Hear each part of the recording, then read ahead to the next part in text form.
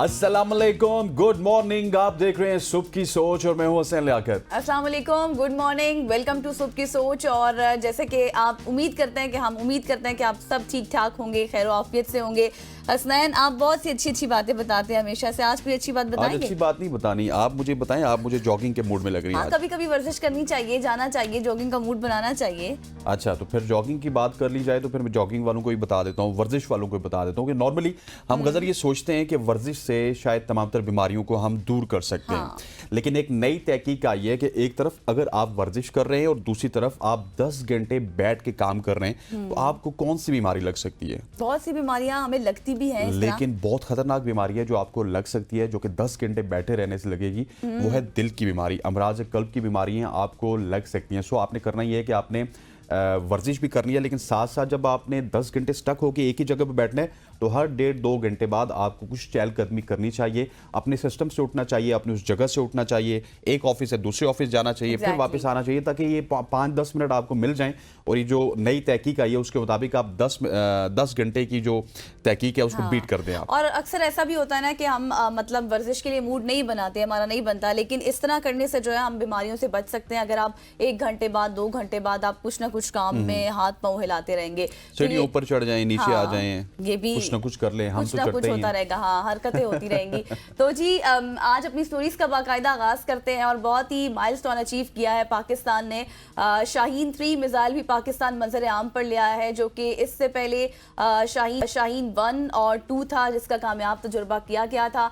Expo centre 2024 ideas इस वक्त कराची में जारी है, जिसमें जो है शाहीन 3 का कामयाब तजुर्बा किया गया है। इसकी रेंज की अगर बात करें तो इसकी रेंज काफ़ी ज़्यादा है हसनैन, जो कि दुश्मन को जो है वो मार गिराने के लिए और दुश्मन को जो है ना बिल्कुल एक्सपोज करने के लिए ये शाहीन 3 जिस तरह से लाया गया है, 2750 जो है वो इसकी जो रेंज है वो इसको कवर करता है। हाँ, एग्जैक्टली। और पाकिस्तान के पास मौजूदा दीगर मिसाइलों में सबसे ज़्यादा ताकतवर ये मिसाइल समझा जाता है, जिसको इंट्रोड्यूस कराया गया है।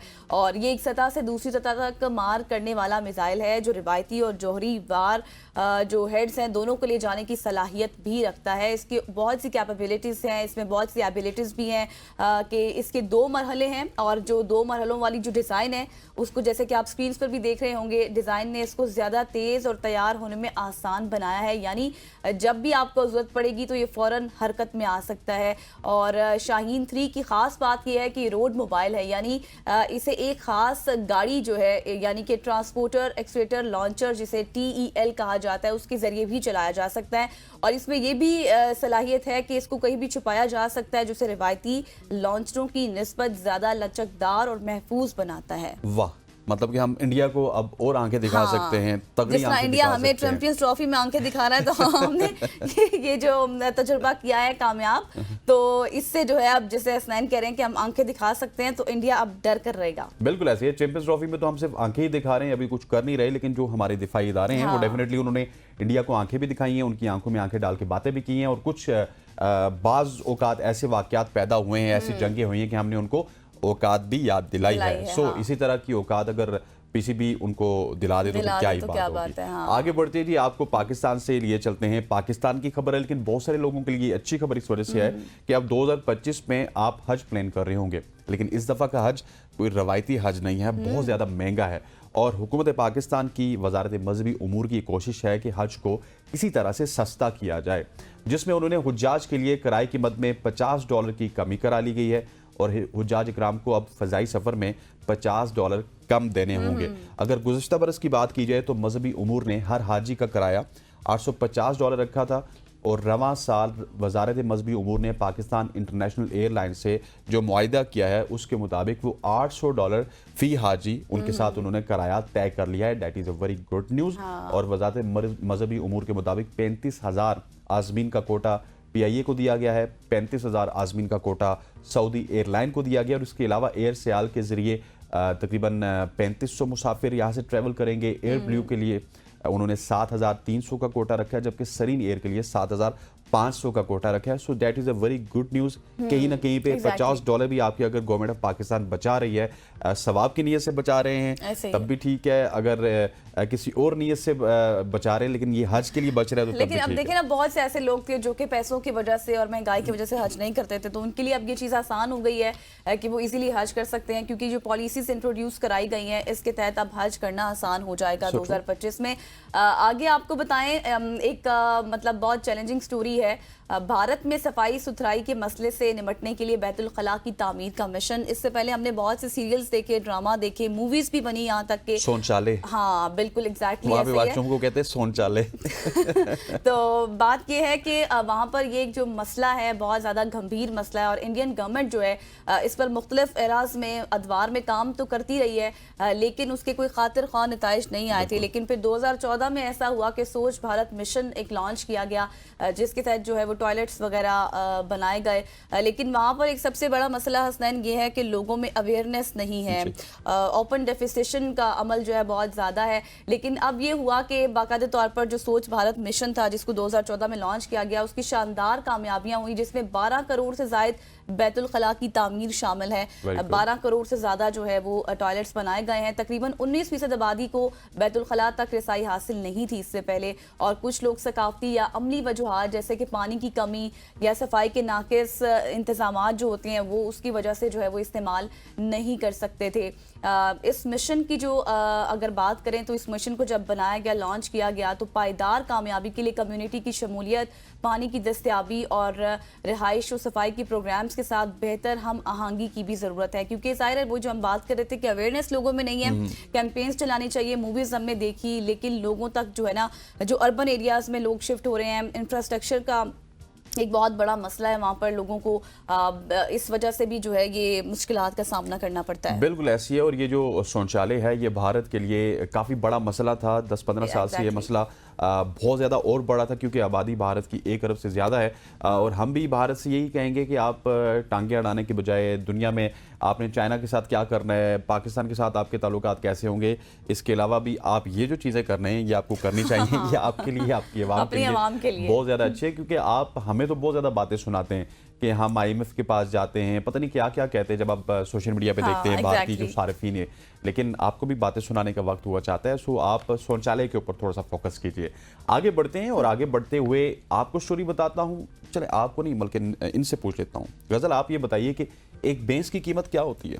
भैंस की कीमत नॉर्मली हम कह सकते हैं कुछ लाखों में हो सकती है, अगर बहुत कोई अच्छी भैंस है तो इस तरह। हाँ, मतलब यही है मेरा ख्याल है कि अगर मैं गलत नहीं हूँ तो 2-3 लाख 4 लाख में आपको भैंस मिल सकती है। 4 लाख में भी बहुत अच्छा, हाँ, बहुत अच्छी भैंस मिल सकती है। 2 लाख में आपको नॉर्मल भैंस मिल सकती है। मतलब जिस तरह आपको गाड़ी लेने जाते हैं तो मेरान का पुराना मॉडल आपको सस्ता मिलेगा, नया मॉडल आपको अच्छा मिलेगा, उसी तरह की भैंस की भी सूरत हाल होती है कि जो तगड़ी भैंस है वो आपको महंगी मिलेगी, जो थोड़ी सी कमजोर भैंस है वो कम मिलेगी, या फिर जो ज्यादा दूध देती है वो ज्यादा दामों में होगी, जो कम दूध देती है वो कम दामों में होगी। लेकिन मैं आपको आज एक ऐसी भैंस से मिलवाता हूँ जिसका वजन है 1500 kilogram. Could you imagine? 1500 kilogram उसका वजन है। कीमत क्या होगी?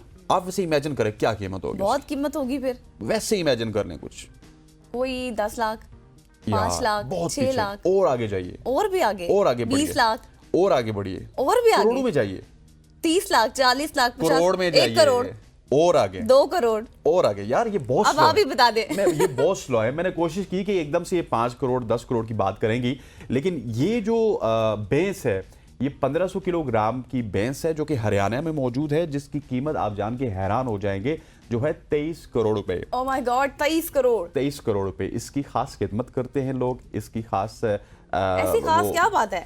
नहीं, इसको प्रॉपर डाइट उस तरह की दी जाती है, बड़े अनमोल, बड़े ज़बरदस्त साइज़ की है, और मुतासिकुन इसकी जो नस्ब है, जो इसका मतलब सिलसिला चला आ रहा है वो बड़ा मुतासिकुन है।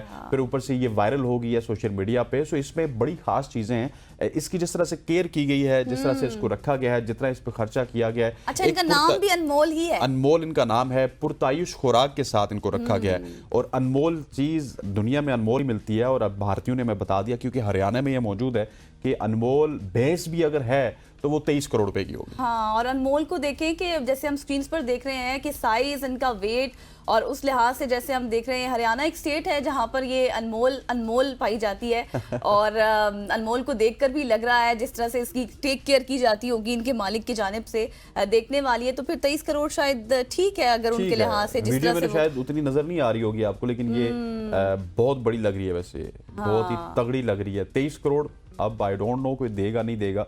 23 करोड़ हमारे पास हो तो हम तो कहीं और चले जाए। मुझे भी लगता है, और जिस तरह से उनकी खुराक है, जिसमें बताया जा रहा था कि बादाम, दूध, देसी घी, पिस्ता, ये सब कुछ खाती है अनमोल, तो फिर वो इसीलिए अनमोल है। इंडिया से अब मैं आपको लेके जा रही हूँ जी अफ्रीका। ये जो आप अब आगे खबर बताएंगी ना, बेसिकली ये भी सोशल मीडिया की खबर है, और देखिए अनमोल भी सोशल मीडिया पे ही मशहूर है। सोशल मीडिया पे हर कोई फेमस इसीलिए हो जाता है क्योंकि वो अनमोल होता है, इसीलिए। तो जी अब हम अफ्रीका चलते हैं और मिलवाते हैं आपको एक हादसाती तौर पर बनने वाली फैशन स्टार मार्गरेट चोला से, जो 80 साल की हैं और उनका ताल्लुक ज़मीबिया के एक गांव से है। मार्गरेट हादसाती तौर पर एक फैशन स्टार बन गई हैं, जिनको आप इस वक्त स्क्रीन पर भी देख सकते हैं। उनकी पोती डियाना न्यूयॉर्क की एक स्टाइलिस्ट हैं और मार्गरेट ने डियाना की बात मानी और उन्होंने उनकी जो पोती थी उन्होंने दादी से कहा कि आप इस तरह का फैशन अपनाएं, इस तरह से कपड़े पहने और सब कुछ। और उसके बाद जी दादी ने वो कपड़े पहने, वो फैशन अपनाया। और दादी का ये कहना था कि जब मैं पहली बार मैंने पिक्चर सोशल मीडिया पर शेयर की तो मैं थोड़ा सा हेजिटेट फील कर रही थी और मैंने तो 2 घंटे तक फ़ोन भी नहीं देखा। लेकिन जब अचानक से उन्होंने फ़ोन देखा तो जो है उनके 10 मिनट बाद जब उन्होंने फ़ोन देखा तो उस दौरान उनकी तस्वीरों को 1000 लाइक्स भी मिल चुके थे। वाह वाह। ये डियाना है अफ्रीका की दादी। अफ्रीका की दादी मशहूर हो चुकी हैं और वो भी इंस्टाग्राम पे मशहूर हुई हैं और अपनी पोती के कहने पे उन्होंने ये फैशन किया। और क्या ही बात है इंस्टाग्राम की या फिर सोशल मीडिया प्लेटफॉर्म्स की, कोई पता नहीं होता, आप पिक्चर पोस्ट कर दें और उसके बाद आप घर जाते हुए स्टार बन जाते हैं। इसी तरह से मेरे साथ जब मैं एबीएन में था, हमारे साथ इसी तरह हुआ कि रात को एक वीडियो पोस्ट की हसन रजा के साथ ट्विटर पे, और वो वीडियो जब मैं घर पहुंचा तो मैं सो गया। मैंने कहा नॉर्मल रोज पे वो करता हूँ पोस्ट, 3-4 हज़ार लोगों ने देखना है। सुबह उठा 1.2 मिलियन, थोड़ा और वेट किया 3 मिलियन, 4 मिलियन, 5 मिलियन, ऑफिस पहुंचा 7 मिलियन। तो उसके बाद फिर वसीम अकरम को भी कमेंट देना पड़ा। सो सोशल मीडिया में इस तरह तो फिर आप भी फेमस हो गए दादी की तरह। और आपको ये भी बताएं कि दादी की जो इस वक्त फॉलोअर्स हैं वो 2.25 लाख से भी ज्यादा हो चुके हैं। Quite huge followers. अगर आप उनके मुल्क की बात करें तो वहाँ पे तो बहुत ज्यादा फॉलोअर्स हैं। जम्बिया की बात हो रही है, जम्बिया में इतनी ज्यादा नहीं है। ख़वातीन आज़ाद, यहाँ पर वक्त हुआ चाहता है एक शॉर्ट सी कमर्शियल ब्रेक का, ब्रेक लेते हैं, वापस आते हैं। स्टे विद अस।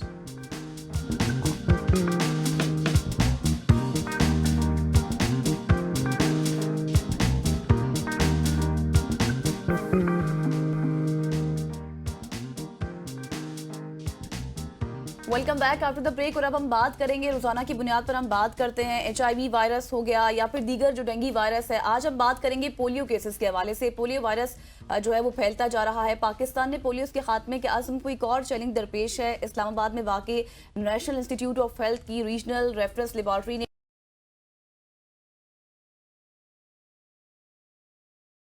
के केसेस की तादाद 50 हो गई है।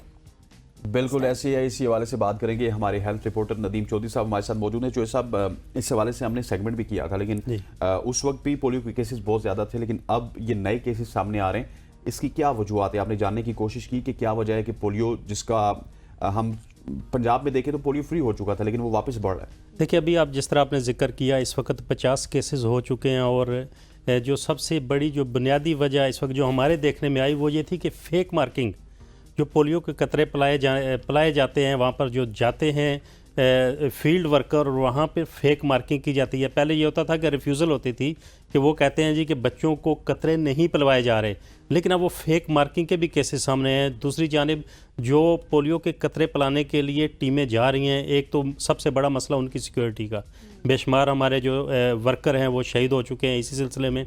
और तीसरी चीज़ जो थी वो इस वक्त पोलियो के जो कतरे हैं उन पे एक बहुत बड़ा सवालिया निशान पाकिस्तान के अंदर पाया जाता है कि ये जो पोलियो के कतरे पाकिस्तान के अंदर आ रहे हैं, पाकिस्तान के अंदर कोई ऐसी लेबॉर्ट्री नहीं जो उनको चेक कर सके।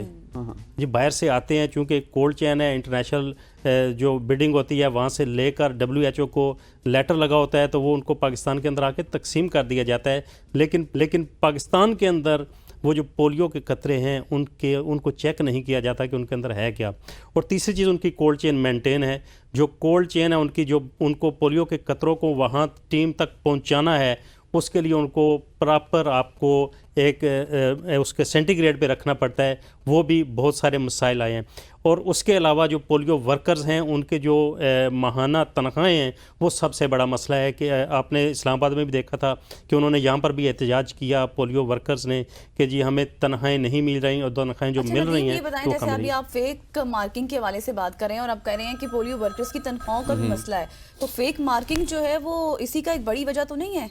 देखिए इसमें कई वजूहत आ सकती हैं। सबसे बड़ी चीज़ आप ये देखें कि पाकिस्तान के अंदर ये इतना सिस्टम मौजूद है कि कम से कम आपने ट्रेस आउट कर लिए, 50 केसेस आपने ट्रेस आउट कर लिए और 74 अजला आपके ऐसे हैं जिनके अंदर इस वक्त की मौलियाती नमूनों में पोलियो वायरस पाया जा रहा है। और ये पोलियो वायरस आया कहाँ? ये पोलियो वायरस आ रहा है अफगानिस्तान के अंदर से। अच्छा। आपके जितने पोलियो के इस वक्त केसेस सामने आए वो आए हैं अफगानिस्तान के नमूने ही सामने निकले हैं।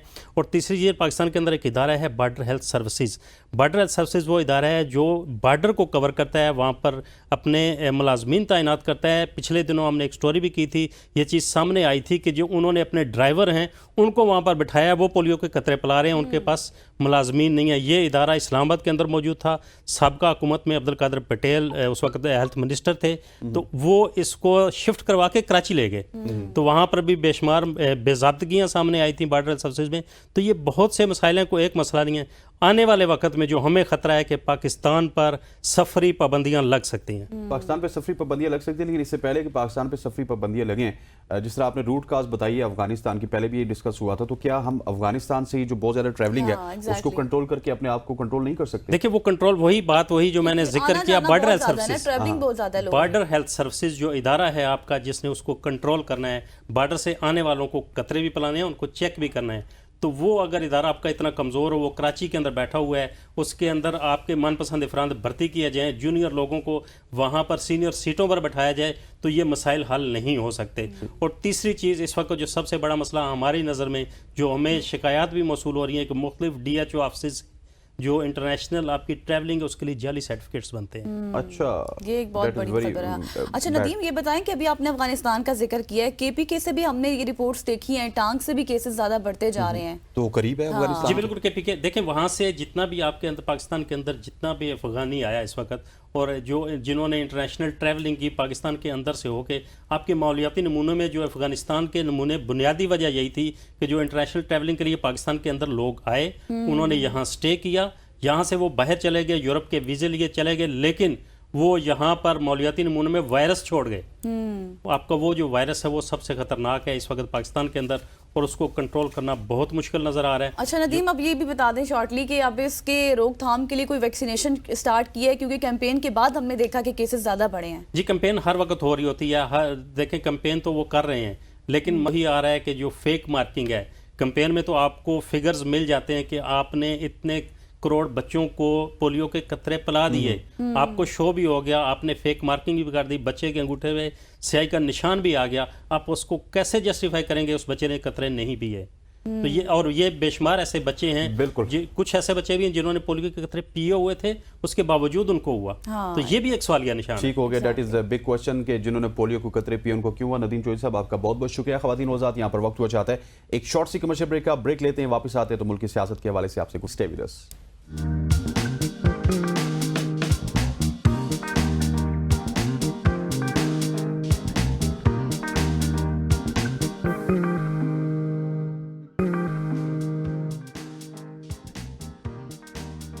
Welcome back to show. आप मुल्क की सियासत के हवाले से बात करेंगे जो कि इस वक्त घूम रही है पाकिस्तान तहरीक इंसाफ के जलसे के इर्द गिर्द, जो उनका धरना है उसके इर्द गिर्द 24 को क्या होने वाला है। और जब भी पाकिस्तान तहरीक इंसाफ आती है तो हमें कहती हुई नजर आती है कि 24 कोई भी जलसा हो, सिर्फ 24 की बात नहीं है कि ये हमारी फाइनल कॉल है, ये हमारी हतमी कॉल है, इसके बाद हमने गवर्नमेंट को गिरा देना है, नए इलेक्शन करवा देना है, इस तमाम तरह के ऊपर बात करेंगे। इस वक्त हमें ज्वाइन किया है साबिक गवर्नर सिंध ज़ुबैर उमर साहब ने। ज़ुबैर उमर साहब, आपको खुशामदीद कहते हैं, थैंक यू सो मच हो जाने का। सबसे पहले ज़ुबैर साहब, अगर बात की जाए धरने की या फिर एहतजाज की, 24 को कॉल दी गई है पाकिस्तान तहरीक इंसाफ की जानिब से, फाइनली ये एक हतमी कॉल इसको कहा जा रहा है। दूसरी तरफ से गवर्नमेंट की जानिब से उसको रोकने के लिए तमाम तर हरबों का इस्तेमाल किया जा रहा है। आप क्या समझते हैं, इस कॉल को कामयाब करने में पाकिस्तान तहरीक इंसाफ कामयाब रहेगी या फिर उसी तरह होगा जिस तरह पहले होता रहा?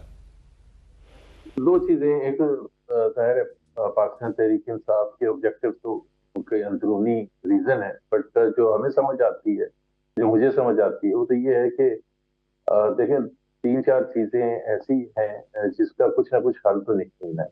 तो उसमें सबसे बड़ी चीज ये है कि 2024 का जो इलेक्शन था, उसके हवाले से जो अभी तक जो भी सिचुएशन रही है, उसपे जो पीटीआई के जो भी कंसर्न्स हैं, इरेगुलरिटीज हैं, जो कि हैं बहुत हद तक उसमें जस्टिफाइड भी हैं, उसका अभी तक कुछ भी नहीं हुआ।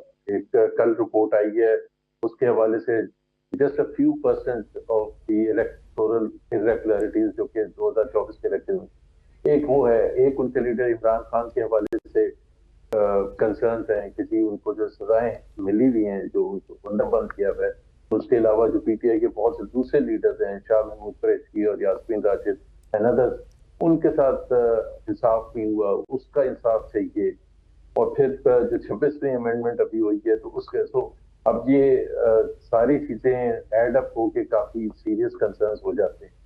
हुकूमत का रिएक्शन भी जस्टिफाइड है, जाहिर बात है हुकूमत उनको नहीं अलाउ करेगी। जो हमने अभी 2-2.5 साल से देखा है कि क्रैकडाउन होता है, इस दफा भी क्रैकडाउन होगा। और मेरा तो ख्याल है कि ज्यादा सख्त क्रैकडाउन होगा कंपेयर टू द पास्ट, कि वो उनको बिल्कुल भी इतनी स्पेस नहीं देंगे कि वो इस्लामाबाद में इकट्ठे हो सकें। हर शहर पे अभी से आना शुरू हो गया है। कराची में भी सेक्टर 144 लग गया है, इस्लामाबाद में भी लग गया सेक्टर 144, और अभी और पंजाब में भी लग जाएगा। तो जाहिर सी बात है हुकूमत भी करेगी। तो ये कोई अच्छा सिलसिला नहीं है। ये तो कोई भी नहीं जस्टिफाई कर सकता कि इस किस्म से मुल्क चलना चाहिए कि जी हर थोड़े दिनों के बाद एक प्रोटेस्ट हो और हुकूमत उसको क्रैकडाउन करने के लिए इस तरह के हरकतें करे इस्तेमाल, जो वो करती आ रही है। तो इसका कोई हल तो जाहिर सी बात है कोई ज्यादा अच्छा हल ये तो नहीं है कि जी मार धाड़ हो और मुल्क की जो इकोनॉमी है वो सफर करे इन द प्रोसेस जी इंटरनेशनल जी कम्युनिटी के सामने। अच्छा पाकिस्तान जुबैर का साहब, एक ये भी इकरार। बताएं कि जैसे अभी आपने क्रैकडाउन के हवाले से जिक्र किया है, तो क्या आपको लगता है कि ये एहतजाज कामयाब होगा, ये धरना कामयाब होगा, पहले की तरह लोग निकलेंगे? क्योंकि जिस तरह अभी आप खुद क्रैकडाउन की बात कर रहे हैं, दोबारा से हमें वही हालात तो नजर नहीं आएंगे, प्रेजेंस वैन्स पहुंचा दी जाएंगी और उठा लिया जाएगा लोगों को? मैंने तो कहा ना कि लोगों को इकट्ठा नहीं होने दिया जाएगा। ये तो मैं समझता हूँ कि आई विल बी शॉक्ड कि अगर लोगों को इकट्ठा होने दिया जाए। जो लाहौर से निकलेंगे, मेरा नहीं ख्याल है कि वो इस्लामाबाद तक पहुंच भी सकेंगे, या चकवाल से या जेलम से एंड सो ऑन। वो तो इतने रोड ब्लॉक्स होंगे कि वो बहुत से तो लोग गिरफ्तार हो जाएंगे पहले ही। तो इकट्ठा नहीं होने दिया जाएगा। अब अगर वो पहुंच गए तो आपका सवाल कि जी वो क्या वो प्रेशर इनफ होगा कुछ कंसीड करने के लिए, जो हुकूमत वक्त है उनके लिए या एस्टैब्लिशमेंट के लिए। मैं तो समझता हूँ कि जी बजाय के नौबत उस हद तक पहुंचे कि जहाँ इकट्ठे हों और टीयर गैस शेलिंग हो और लाठीचार्ज हो और अरेस्ट हो, पकड़ दकड़ हो, मेरा ख्याल है टाइम आ गया कि अब वो लोग जो फैसला साजी करते हैं, जिसमें हुकूमत भी है, एस्टैब्लिशमेंट भी है, उनको कुछ ना कुछ तो स्पेस देनी पड़ेगी। पूरी दुनिया की नजर में वो एक बहुत बड़ी सियासी जमात है, और जो उनके सियासी कंसर्न्स हैं, खास तौर पर प्योर सियासी कंसर्न्स हैं, लाइक फॉर एग्जांपल मैंने जिक्र किया 2024 के इलेक्शन। मैं और आप भी अगर इलेक्शन लड़ें और हमें डिनाई कर दिया जाए जीतने के बावजूद, तो हमारा कंसर्न तो होगा। फिर आप मुझे ये तो नहीं कह सकते कि मैं रिएक्शन कैसे कर। तो ये तो प्योर आपका पॉलिटिकल राइट है उनका कि वो प्रोटेस्ट करें। इसी तरह से कुछ चीजें हैं जिस 26वीं अमेंडमेंट के बाद पीटीआई समझती है और ज्यादातर न्यूट्रल लोग समझते, और मैं भी समझता हूँ कि उनके लिए इंसाफ मिलना अब जुडिशरी के थ्रू बिल्कुल नामुमकिन हो गया। जिस तरह से कॉन्स्टिट्यूशनल बेंच बना है, जो लोग उसको अब मैनेज कर रहे हैं कॉन्स्टिट्यूशनल बेंच को, उनकी एक हिस्ट्री भी है, बड़ी बड़ी रीसेंट हिस्ट्री है। जब मखसूस नशिस्तों के हवाले से फैसला 8-2 के फेवर में आया कि जी वो पीटीआई को मिलनी चाहिए, तो जिन्होंने दो ने अपोज किया, उनमें से एक दोनों हैं कॉन्स्टिट्यूशनल बेंच में, एक तो हेड कर रहे हैं कॉन्स्टिट्यूशन, और उन्होंने तो नॉट ओनली अपोज किया था, अपोज करना तो बिल्कुल राइट होता है हर जज का कि जी कोई भी फैसला हो, लेकिन उन्होंने साथ में ये भी इंस्ट्रक्शन जारी की इलेक्शन कमीशन को और दूसरे गवर्नमेंट ऑर्गेनाइजेशन को कि ये फैसला इम्प्लीमेंट नहीं होना चाहिए। तो अगर मैं पीटीआई हूं तो मैं कहूंगा कि इससे मेरी तो कोई उम्मीद है ही नहीं कि जहां फैसला मेरे हक में भी आया था तो उन्होंने ये कहा कि इसको इम्प्लीमेंट ना करें, तो मैं कहां जस्टिस देने जाऊंगा। इलेक्शन कमीशन बिल्कुल हड़दर्मी से काम कर रहा है इतने अरसे से, और रिस्पॉन्स ही नहीं कर रहा। 9 महीने हो चुके हैं इलेक्शन पर, इस वक्त भी असेंबली कंप्लीट ही भी नहीं है, और जिस तरह से 26 अमेंडमेंट भी पास, पार्लियामेंट से भी अगर कुछ एक्सपेक्ट कर रही हो पीटीआई तो वो बिल्कुल नामुमकिन है। तो फिर जल्द से जुलूस ही रह जाते हैं। What are the options? तो उस हद तक नोयत पहुंचनी चाहिए। बहुत अच्छा हो गया, पाकिस्तान की दायरे मईशत भी सफर करती है सारे प्रोसेस, हमारा इमेज भी खराब होता है, फॉरेन डायरेक्ट इन्वेस्टमेंट भी रुक जाती है। तो आई थिंक गवर्नमेंट। अच्छा जुबैर बताइएगा, बुशरा बीबी की अगर बात की जाए तो बुशरा बीबी भी हमें बहुत ज्यादा एक्टिव नजर आ रही है। 5000 बंदे एमपीएस को कह दिया, एमएनएस को कह दिया आप 10,000 बंदे लाएं, लेकिन एतबार भी नहीं है कहीं ना कहीं पीटीआई लीडरशिप पे उनका कि आप वीडियोस बनाएं, फिल्माइज करें सारी चीजों को। ये क्या वजह है, उनको एतमाद क्यों नहीं है?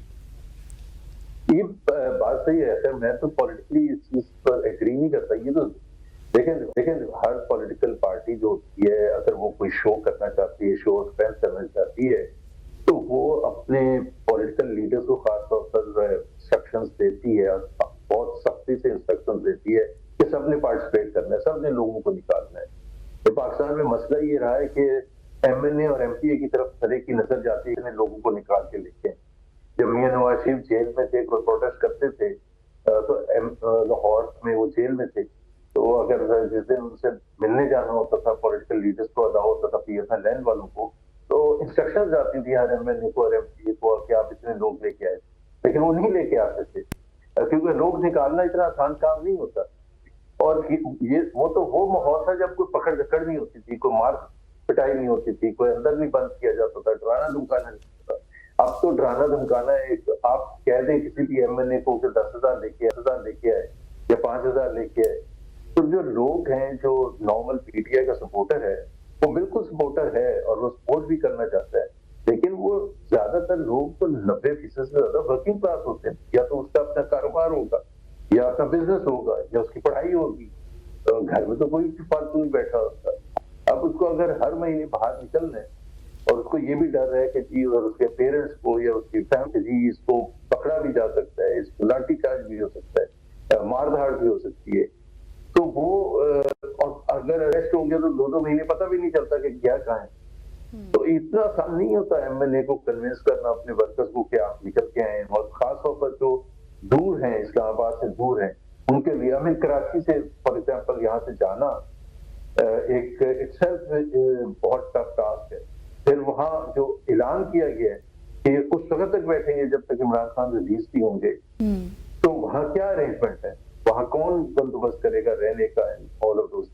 इतना आसान नहीं होता। इसको जितना मर्जी आप सख्ती से कहें या डरा के धमका के लीडरशिप कहे, जैसे बुशरा बीबी ने कहा है कि एमएनए और एमपीएस को देखा जाएगा कि लोग लेके आए या नहीं लेके। फिर डिफरेंट जगहों से डिफरेंट क्रैकडाउन हो सकता है। जेलों से अगर जो आ रहा होता है वो 10,000 लेके भी आ जाए, तो उसमें से 8,000 तो पहले ही कट देंगे, जैसे पुलिस की तीर का चली होगी। तो वो इस्लामाबाद में बैठ के क्या वीडियो बना के भेजेगा, वो यही कहेगा ना जी वहां इतने पकड़ लिए तो मैं क्या लेके आऊं। तो अगर शो डाउन करना इतना आसान होता तो हुकूमतें बड़ी आसानी से तब्दील भी हो चुकी होती है, 2-2.5 साल ट्राई भी करती। अच्छा जुबैर साहब, अभी जैसे आपने कहा है कि ये आसान नहीं होगा एमएनएज एमपीएस के लिए, जिस तरह से काफिलों को मर्ज करने का कहा जा रहा है, लेकिन हमेशा से हमने सुना है कि ये पीटीआई कहती है फाइनल कॉल है, और फिर उसके बाद हमने देखा कि भाग जाते हैं लीडर्स जलसों से ही। इस दफा भी अगर ऐसा हुआ तो वोटर सपोर्टर काफी डिसहार्ट हो जाएगा, क्योंकि जो वोटर सपोर्टर है काफी चार्ज नजर आता है। देखिए, मेरा तो पॉइंट ऑफ व्यू, अगर मैं पीटीआई और फैसला साथी में हूँ, तो मैं इसको ये कहूंगा भी नहीं कि ये फाइनल कॉल है। बात ये है कि मैं तो मेरे पॉइंट ऑफ व्यू से अगर मैं पीटीआई में कहूंगा कि हम बिल्कुल ये कॉल दे रहे हैं, हम बिल्कुल सीरियस हैं, प्रेशर डालेंगे, हम पहुंचने की कोशिश करेंगे, हम हर वो चीज करने की कोशिश करेंगे कि हम वहां बैठें और फाइनल फैसला फोर्स करें from the establishment, from the government. लेकिन अगर नहीं होता तो फिर हुकूमत ये ना समझे कि मैं दोबारा नहीं हूँ अपने वर्कर्स को लेके, मैं फिर आऊंगा दिसंबर, फिर जनवरी में आऊंगा, फिर फरवरी में आऊंगा। मैं आपको आराम से बैठ के हुकूमत नहीं चलाने दूंगा।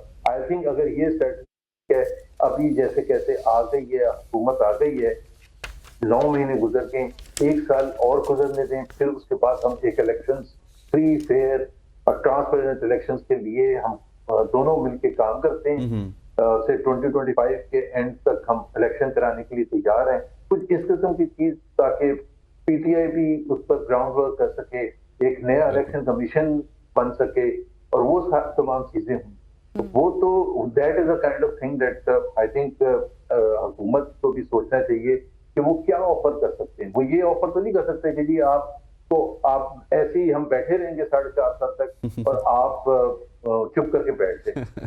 जाहिर है पीटीआई भी नहीं एक्सेप्ट करेगा, ना ही शहबाज शरीफ की हुकूमत एक्सेप्ट करेगी कि अच्छा हम छोड़ देते हैं और आप आके बैठ जाए।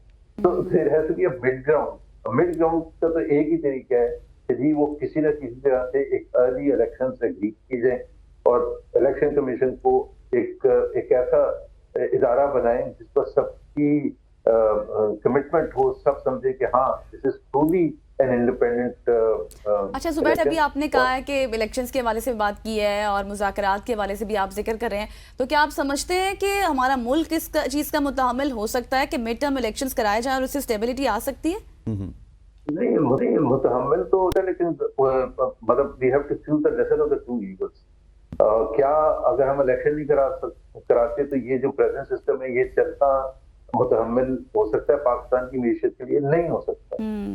एक ऐसा एक पार्लियामेंट जिसमें लोगों का मैंडेट ही नहीं है, वो चलना ज्यादा अच्छा है कि मिड टर्म इलेक्शन कराना। मेरा ख्याल है mid term election is a better choice, better. उसमें तमाम साइड्स जो हैं, तमाम साइड्स की रजामंदी हो सकती है। क्योंकि बात तो ये ना कि एक्सट्रीम पोलराइजेशन पाकिस्तान में is not the way forward for Pakistan. Pakistan के अवाम तक सफर चलते रहेंगे जब तक ये एक्सट्रीम पोलराइजेशन रहेगी। और एक्सट्रीम पोलराइजेशन इसलिए रहेगी कि पाकिस्तान में जो इस वक्त तरीकेकार है, जो पार्लियामेंट है, तो उस पर अवाम का कॉन्फिडेंस नहीं है। लेकिन हमारा जो आइन है, आइन का जो बुनियादी चीज है कि पाकिस्तान रन कैसे करेगा। पाकिस्तान रन करेगा by the chosen representatives of the people of Pakistan. ये तो आइन का स्टार्टिंग पॉइंट है। अच्छा जुबैर साहब, सारी बातें आपकी ठीक हैं, लेकिन मुझे ये बताइएगा कि अगर लेट्स सपोज मईशत की बात कर ली जाए, जिस तरह गजल ने सवाल की टर्म होने चाहिए, लेकिन प्राइम मिनिस्टर तो कह रहे हैं मईशत ठीक हो रही है, उनके वजीर कह रहे हैं मईशत ठीक हो रही है, ये तो पाकिस्तान तहरीक इंसाफ वाले जो कि धरनों के साथ हमारी मईशत को नुकसान पहुंचाना चाह रहे हैं। क्या आप समझते हैं कि हमारी मईशत सही डगर पे है? देखिए, एक चीज तो है कि मईशत हमारी जो वर्स्ट लेवल था ना, पाकिस्तान की तारीख का वर्स्ट लेवल कह सकते हैं, वो 2023 के मिडिल में था जब आपकी जो इन्फ्लेशन आपने जिक्र किया 38%, जिसको कंज्यूमर प्राइस इंडेक्स किया इन्फ्लेशन कहते हैं, 38% हो गई थी। तो पाकिस्तान की तारीख में बुलंद तरीन सतह, तो वो तो बिल्कुल तबाही थी पाकिस्तान के अवाम के लिए। जाहिर है उसने इतनी मुश्किलात पैदा कर दी थी कि एक आम पाकिस्तानी का जीना एक मेरा ख्याल पॉसिबल नहीं रहा था।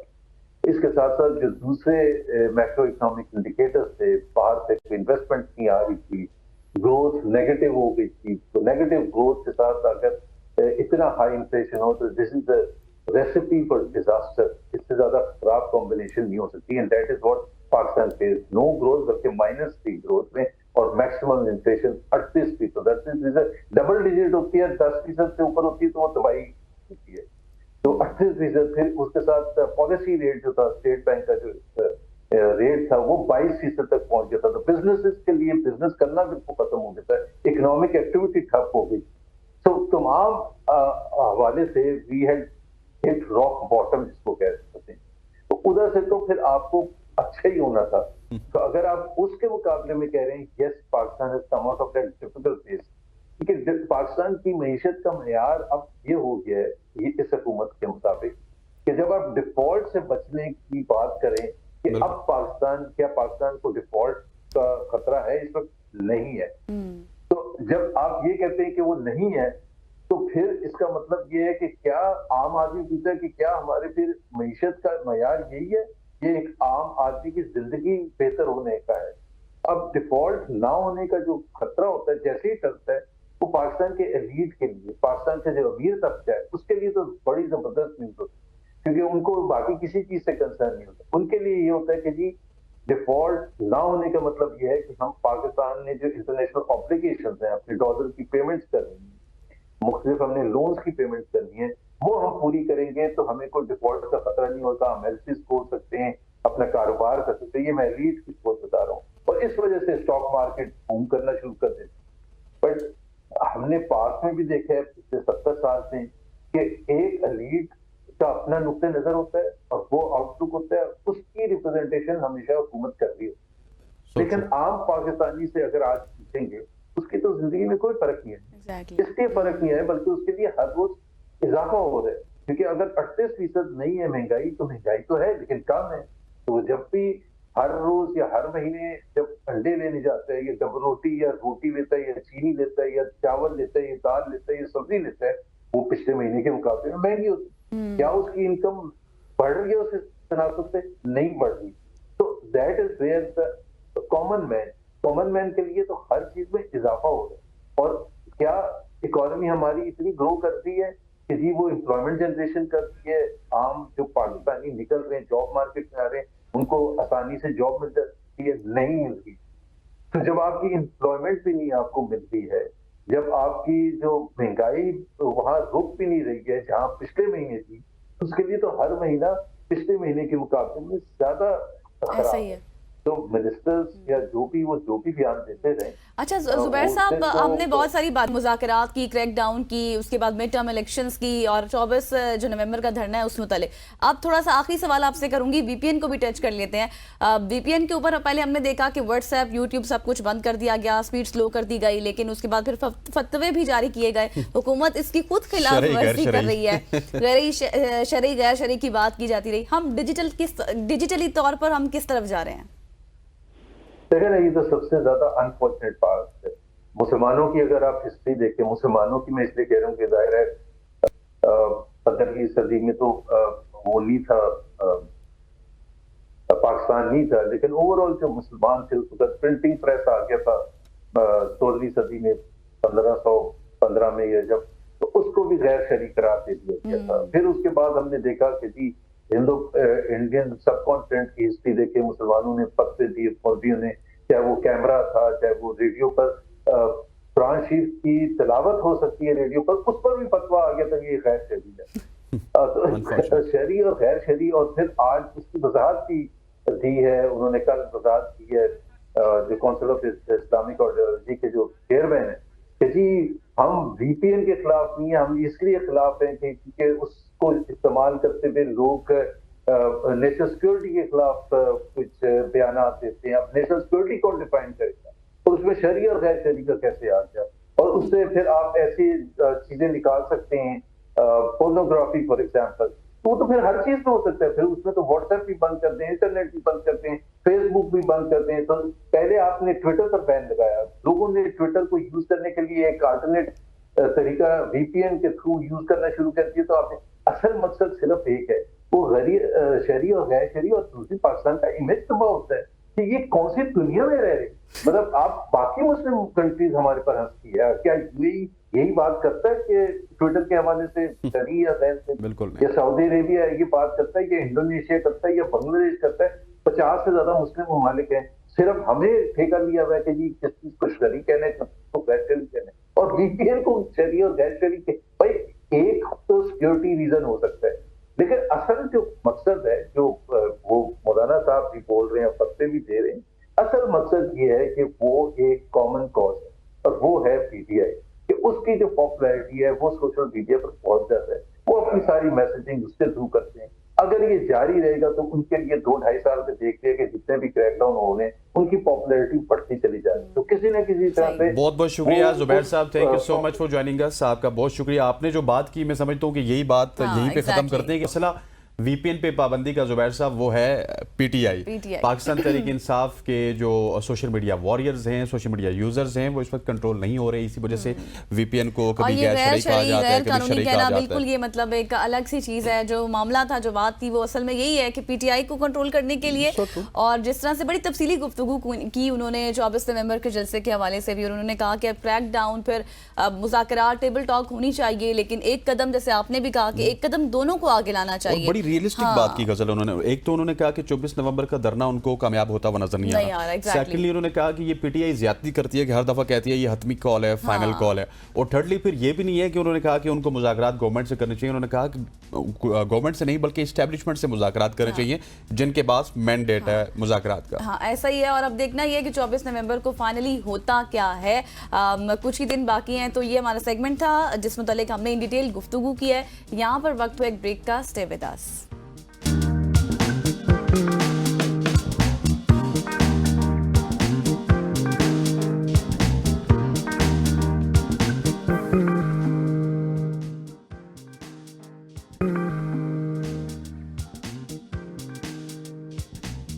टू शो अब हम बात करेंगे महंगाई की और पाकिस्तानी मईशत की। हालिया दिनों में अगर वफाकी वज़ीर ख़जाना मोहम्मद औरंगज़ेब की बात की जाए तो उन्होंने ऐलान किया कि महंगाई की शरह 38% से कम होकर 7% पर आ गई है और हुकूमत की जानिब से मुख्तलिफ इकदाम के नतीजे में मईशत में इस्तेहकाम नजर आ रहा है। पता नहीं कहाँ पे नजर आ रहा है। एग्जैक्टली। तो हम दूसरी जानिब अगर बात की जाए तो जमात इस्लामी के रहनुमा हाफिज नईमुर रहमान ने हुकूमत के दावों को झूठा करार देते हुए सवालात उठाए हैं कि क्या वाकई महंगाई में कमी आई, क्या अवाम को इससे कोई फायदा हुआ और क्या मईशत वाकई इस्तेहकाम की जानिब गामजन है। That is the big question कि अवाम को कितना फायदा हुआ इससे। एग्जैक्टली। अब ये सारी बातें तो खुद कर रहे हैं, फाइनेंस मिनिस्टर भी कर रहे हैं, खुद कर रहे हैं, लेकिन हमारे पास एक एज लाइव भी है।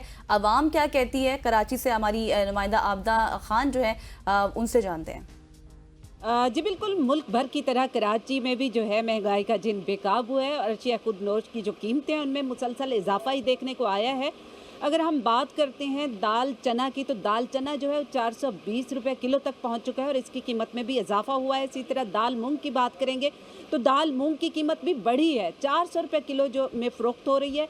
और दाल माश तो बहुत ज़्यादा इसमें इजाफा देखने में आ रहा है। दाल माश जो है वो 500 रुपये किलो तक जो है पहुँच चुकी है। इसी तरह काले चने की बात की जाए तो काला चना जो है वो 380 रुपये में फ़रोख्त हो रहा है। और इसी तरह सफ़ेद चना जो है उसकी कीमत भी जो है काफ़ी बढ़ चुकी है। और चीनी की अगर बात की जाए तो चीनी की कीमत जो है उसमें 10 रुपये कमी वाक़ई हुई है, जिस वो अब 140 रुपये उसकी कीमत जो है मुकर्रर की गई है और 140 रुपये किलो में ही चीनी जो है वो फ़रोख्त हो रही है। घी की कीमत की बात की जाए तो घी की कीमत जो है उसमें तो कभी कमी वाक़ई हुई नहीं है। घी की कीमतों में मुसलसल इजाफा ही देखने में आ रहा है और घी जो है इस वक्त 510 रुपये फ़ी किलो के हिसाब से जो है फ़रोख्त हो रहा है। और कुकिंग ऑयल भी इसी तरह 510 रुपये में फ़रोख्त हो रहा है। ये दर्जा दोम के जो घी हैं उनकी कीमत बता रहे हैं। और दर्जा अव्वल घी की अगर बात की जाए, कुकिंग ऑयल की बात की जाए तो वो 600 रुपये किलो में उसकी फ़रोख्त जो है जारी है। काबली चने की अगर हम बात करते हैं तो वो 460 रुपये उसकी कीमत हो गई और उसमें भी इजाफा ही देखा गया है। इसी तरह चाय की पत्ती जो है उसमें भी गुज़श्ता रोज़ जो है 60 रुपये इजाफा कर दिया गया। और अगर हम चावलों की बात करते हैं, कायनात बासमती चावल की बात करते हैं तो उसकी कीमत में भी इजाफा देखने में आया। और चावल जो है इस वक्त कायनात बासमती चावल जो है 360 रुपये किलो में जो है उसकी फ़रोख्त हो रही है। और अगर दर्जे अव्वल के जो चावल हैं, जो लंबे वाले चावल होते हैं, उनकी बात की जाए तो वो 400 से 450 रुपये किलो में फ़रोख्त हो रहे हैं। और इसी तरह अरशाय खुर्दनोश की कीमतें जो हैं उसमें कोई इस्तेहकाम नहीं देखा गया, बल्कि इनकी सो मच आबदा हमारे साथ कराची से मौजूद थी जो कि कराची के हालात बता रही थी। जिस तरह के हालात वो बता रही हैं, अव्वल दर्जे का घी, अव्वल दर्जे का चावल, हाँ एग्जैक्टली बढ़ रही है। कोई ज्यादा मार्केट में स्टेबिलिटी उस तरह से ग्रोसरी की हद तक हमें नजर नहीं आ रही। अब लाहौर का रुख करते, लाहौर से हमारे साथ मौजूद हैं शेख रशीद। शेख साहब बताइएगा लाहौर के क्या हालात हैं? जी, महंगाई के सुनामी को रोकने के लिए, उसको कंट्रोल करने के लिए इकदाम तो किए जा रहे हैं, बल्कि ठोस इकदाम किए जा रहे हैं। मगर अफसोसनाक अमर ये है कि महंगाई को कंट्रोल करने में जो भी इकदाम किए जा रहे हैं वो नाकाम साबित हो रहे हैं। आज अगर हम छोटे गोश्त की बात करें, मीट की बात करें तो उसका सरकारी रेट 1600 रुपये फ़ी किलोग्राम है, मगर वो मार्केट में 2600 रुपये फ़ी किलोग्राम फ़रोख्त किया जा रहा है। इसी तरह अगर बीफ की, बड़े गोश्त की बात करें तो उसका सरकारी रेट 750 रुपये फ़ी किलोग्राम है, मगर वो 1000 रुपये, 1050 और 1100 रुपये फ़ी किलोग्राम फ़रोख्त किया जा रहा है। इसी तरह अगर आप अंडों की बात करें, अंडे जो चंद रोज़ कबल 320 रुपये फ़ी दर्जन थे वो आज 340 रुपये फ़ी दर्जन है। इसी तरह अगर आप दाल मूंग की बात करें तो उसकी कीमतों में 50 रुपये फ़ी किलोग्राम का इजाफा कर दिया गया है। इसी तरह अगर आप घी और कुकिंग ऑयल की बात करें, जो दर्जा अव्वल का घी था जो आज से 4 दिन कबल 440 रुपये फ़ी किलोग्राम था, आज वो 560 रुपये फ़ी किलोग्राम फ़रोख्त किया जा रहा है, घी भी और कुकिंग ऑयल भी। अगर कराची ब्रांड के घी की बात करें, जो आज से 2 हफ्ते कबल 380 रुपये फ़ी किलोग्राम था, वो आज 480 रुपये और 500 रुपये फ़ी किलोग्राम फ़रोख्त किया जा रहा है, क्योंकि कराची ब्रांड के हवाले से बताया जा रहा था कि ये सबसे सस्ता घी और कुकिंग ऑयल है, मगर उसकी कीमतों में भी 110 रुपये से लेके 120 रुपये तक फ़ी किलोग्राम इजाफा किया जा चुका है। सब्जियों की बात करें तो प्याज जो है वो 150 रुपये फ़ी किलोग्राम है, और जो टमाटर है वो 200 रुपये फ़ी किलोग्राम है। शिमला मिर्च जो है वो 260 रुपये फ़ी किलोग्राम है। मटर जो है वो 280 रुपये फ़ी किलोग्राम है। इस तरह दीगर सब्जियों की कीमतों की बात करें तो उसमें भी 10 रुपये से लेके 70 रुपये फ़ी किलोग्राम तक का इजाफा किया जा रहा है। जैसे मैंने पहले अर्ज़ किया, ठोस इकदाम तो किए जा रहे हैं, मगर इन इकदाम का जो मुस्बत असर है वो मार्केट में, ओपन मार्केट में और सार्फिन की ख़रीदारी में नज़र नहीं आ रहा। Ji thank you so much. Sheikh Rashid हमें लाहौर से अपडेट कर रहे थे। और हसनैना, आपने सुना कि जिस तरह बता रहे थे कि बुनियादी अशिया खुरनोश की जो कीमतें थी वो किस तरह से बढ़ी हुई हैं। इसी तमाम सूरत पर हम बात करते हैं। माहिर माशियात हाकान नजीब साहब ने हमें ज्वाइन कर लिया है। हाकान साहब, thank you so much for your time. सबसे पहले तो आपने सुना होगा हमारे कॉरेस्पॉन्डेंट जिस तरह से बात कर रहे थे कि बुनियादी अशिया ज़रूरत की जो कीमतें हैं उनमें कमी नहीं आई है, बट एक तरफ हुकूमती दावे वो यही कह रहे हैं कि मईशत जो है वो हमारी बेहतर हो रही है, महंगाई में कमी आई है, लेकिन कहाँ?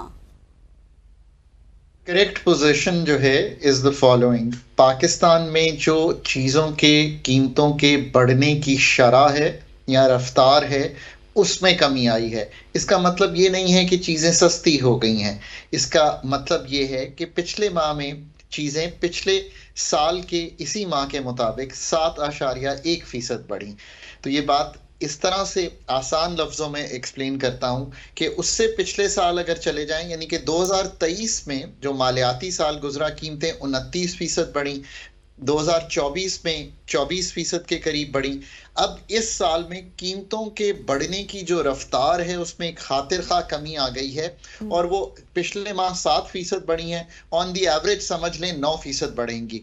सो कहने का मकसद यह है कि महंगाई या कीमतें कम नहीं हुई पर से, बट कीमतों के बढ़ने की रफ्तार में कमी आई है। इसको कहते हैं इन्फ्लेशन अंग्रेजी में, और उर्दू में एक्चुअली महंगाई कह दी जाती है। That's probably not the correct definition and the right explanation जो है वो मैंने अभी आपके सामने रखी है। इसका मतलब यह है कि अगर ABN आपकी दोनों की तनख्वाह 10 से 15% बढ़ा देता है इस साल में, तो फिर आपकी कुव्वते खरीद जो है वो जब भी आते हैं ना तनख्वाह का मिसाल देके ये हमारा दिल ललचा देते हैं। सही है। सो फिर आपकी जो कुव्वते खरीद है वो तभी बढ़ेगी जब ये 15% बढ़ेगी आपकी तनख्वाह और कीमतें बढ़ें 10%।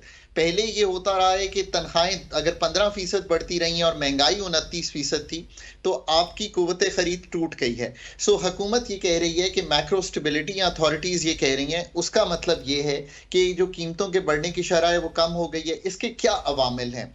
लास्ट ईयर हमारी क्रॉप्स अच्छी आई तो थोड़ी सी जो फूड इन्फ्लेशन थी वो कम हुई। हमारा रुपया स्टेबल हुआ तो 278 के करीब टू $1 है, तो इंपोर्टेड इन्फ्लेशन बेहतर हुई। दुनिया में तेल की कीमत जो है वो कहाँ $90 पे थी, आज नीचे आ गई है $70-72 पे, तो वहाँ से इंपोर्टेड तेल की कीमत कम हुई। ये 3 मेजर अनासर हैं जिन्होंने आपकी जो food prices plus oil prices को कम किया।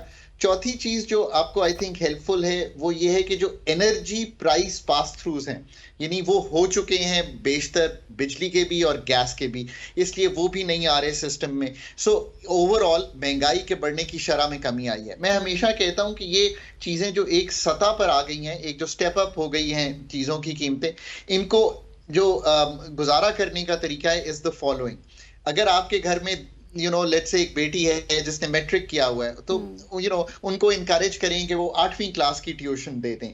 मैं ये सिर्फ इसलिए समझा रहा हूं कि जितनी इनकम बढ़ाएंगे उतना ही जिंदगी में गुजारा करना आसान होगा। अगर बेटा है वो कोई चीज कर सकता है तो उसको कहें, स्क्वॉश खेलता है अच्छा तो उसको कहें स्क्वॉश की ट्यूशन दे दे किसी को। What I am trying to say is, और IT ने इस चीज को अब आसान और सस्ता जरूर कर दिया है। IT सब जो हमारी घर में आती है वो बहुत सस्ती आती है, तो कोई भी ले ले, अब तो आप फोन पे पढ़ा सकते हैं। जब तक इनकम के जराए नहीं बढ़ाएंगे घर में, ये महंगाई का जो बोझ है इस पे काबू पाना हाउस होल्ड्स के लिए मुश्किल होगा। बट लॉन्गर टर्म हुकूमत को जो काम करने हैं, एनर्जी सेक्टर को ठीक करेंगे तो एनर्जी सेक्टर की कीमतों में आपको एक मुतवाजन इंक्रीज नजर आएगा। इसी तरह मुल्क की पैदावारी सलाहियत बढ़ाएंगे। अभी दालों की बात हुई, वेजिटेबल्स की बात हुई, इनका ताल्लुक पैदावारी सलाहियत से है। ये काम भी अगर हुकूमत अच्छी, जिसे कहेंगे तालीम दे हमारे फार्मर्स को। खाकान साहब, मसला भी तो यहीं पर है। अब आप देख रहे हैं हम मुसलसल रोजाना की बुनियादों पर सुन रहे हैं VPN का इस्तेमाल गैर शरई, फिर नेट का मसला, इंटरनेट का इतना ज़्यादा मसला है। फ्रीलांसर्स जो बच्चे पढ़ते हैं, जिनकी स्टडीज़ होती हैं, वो ऑलरेडी सफ़र कर रहे हैं इस मामलात पर।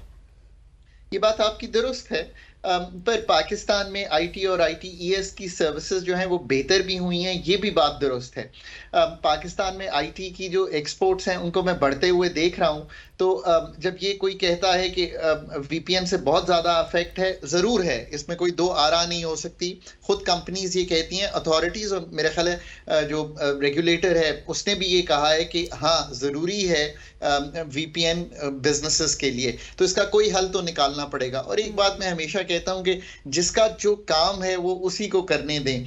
आज की टेक्नोलॉजी का जो तरक्की है उसका काम जो है वो शायद उन लोगों पर ही मुनहसर है जो रेगुलेट करते हैं इसको। सो लेट देम डिसाइड कि वो मुल्क के लिए ज़रूरी है या नहीं ज़रूरी है। जितनी मुल्क में लोगों के लिए कारोबार या बच्चों और बच्चियों के लिए आसानी पैदा करेंगे कि वो IT और ITES में आए, उतनी ही ये जो इन्फ्लेशन की तकलीफ है वो कम होगी। इसका कोई और तरीका नहीं है सवाए इसके कि लॉन्ग टर्म में मुल्क की एफिशिएंसी और पैदावारी सलाहियत इतनी बेहतर हो जाए कि चीज़ों की कीमतों की बढ़ने की जो रफ्तार है वो 3-4% पर आ जाए तो लोगों को तकलीफ ना हो। यही मुल्क का हल है। बात यह है कि हम जब तक जुज़ियात में जाके फंडामेंटल चीज़ों को ठीक नहीं करेंगे तो ये चीज़ें कभी भी ठीक नहीं होंगी। ये price controls do not work, they have never worked. और पाकिस्तान में स्पेशली अगर आप समझते हैं कि हुकूमतें प्राइस कंट्रोल्स कर लेंगी, ये मतलब फिर वो आपको ख़राब चीज़ें बेचना शुरू कर देंगे दुकानदार। अगर आप इस निज़ाम को ठीक करना चाहते हैं तो जितना कंपटीशन होगा, जितनी पैदावार बढ़ेगी, जितने मौके होंगे, ये उसी से ठीक होना है। फिर आप ये रेगुलेट करें कि कोई कलूजन तो नहीं कर रहा, कोई मिलकर कीमतें तो नहीं 10 दुकानदार। ये है स्टेट का काम, पर ये नहीं है कि वो जाके बताए कि मुर्गी की कीमत आज मुल्क में इतनी होगी। I mean that's not what the state should be doing. मुर्गी की पैदावार बढ़ाना, पोल्ट्री फार्म्स लगाना, उसकी क्वालिटी को देखना, ये है रेगुलेटर और पॉलिसी मेकर का काम। बिल्कुल ऐसी। अच्छा खाकान साहब, कल हमने एक स्टोरी की, क्योंकि you are the most relevant person, जिस तरह आपने पिछले 2 सवालात में हमें तमाम तर जवाबात दिए। 10 अरब के नज़दीक हमारी कुछ एक्सपोर्ट्स हुई हैं। सो अब ये बताइएगा कि एक्सपोर्ट सिग्निफिकेंटली टेक्सटाइल सेक्टर हो गया, दूसरे सेक्टर्स हो गए, फिर IT की आपने बात की, एक्सपोर्ट्स हमारी बढ़ रही हैं। इंपोर्ट्स और एक्सपोर्ट्स के दरमियान ये जो फ़र्क है ये कितना कम हुआ और कितना सिग्निफिकेंट है ये?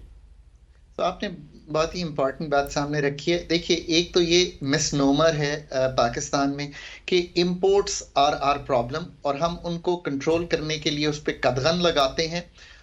ये मेजर जो है शॉर्ट टर्म के लिए तो हो सकता है, बट पाकिस्तान का इंपोर्ट्स मसला है, एक हद पे हैं। 25% है हमारी इकोनॉमी के हुजम का, पर एक्सपोर्ट्स 9% हैं उस इकोनॉमी के हुजम का। तो अगर आप ना भी इकोनॉमिस्ट हो, ना भी ये काम करते हो, तो आप कहेंगे यार एक चीज 25% इंपोर्ट हो रही है, 9% इकोनॉमी के हुजम का एक्सपोर्ट हो रही है, तो मसला तो एक्सपोर्ट का है। और ये 9% तवातर से चल रहा है, बल्कि नीचे आया है, यानी कि पहले 10-12% इकोनॉमी का एक्सपोर्ट करते थे। अब बात यह है कि आपने ये डिसाइड करना है कि दुनिया से ताल्लुक रखे बगैर, दुनिया से एंगेज किए बगैर, दुनिया को चीजें बेचे बगैर कोई अगर मुल्क है जिसने तरक्की की है तो उसका नाम बता दें। आपका बेहतरीन दोस्त चाइना, आपका नेबर इंडिया, आपका नेबर बांग्लादेश, आपका साउथ कोरिया, जिसको हम कहते हैं हमारा प्लान उठा के ले गए। दुनिया भर में आईफोन अमेरिका ने बनाया, उसका सबसे बड़ा कंपेटिटर कौन बना? सैमसंग बना ना। तो दुनिया में सैमसंग बेचते हैं तो दुनिया में साउथ कोरिया का नाम बनता है, या वहां से पैसे इकट्ठे करते हैं। अब आप देखिए कि पाकिस्तान की जो सूरत हाल है, मैन्युफैक्चरिंग में $2.5 अरब 1% इंटरेस्ट रेट पे हमने टेक्सटाइल इंडस्ट्री को 10 साल के लिए दिए। बाकी कुछ एक्सपोर्टर्स को भी दिए, पर पाकिस्तान की एक्सपोर्ट बढ़ी है, जरूर बढ़ी है, पर आज भी जब खत्म करेंगे साल तो ये 28-30 अरब डॉलर पे होगी।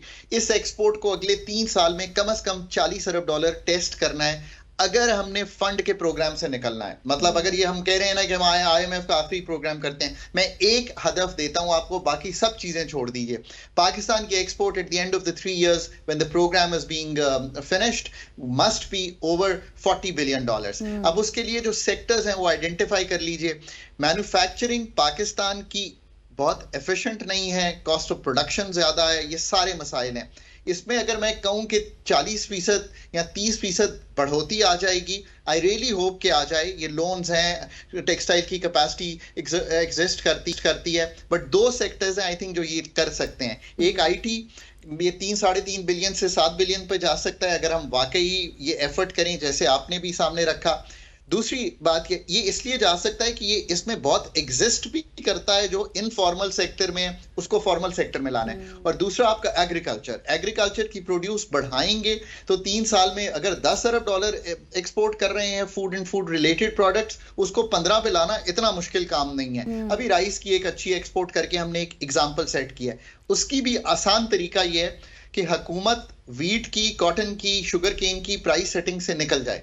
उसकी कोई स्ट्रेटेजिक होल्डिंग करनी है तो कर ले, पर इसके लिए सालों का इंतजार मत करे।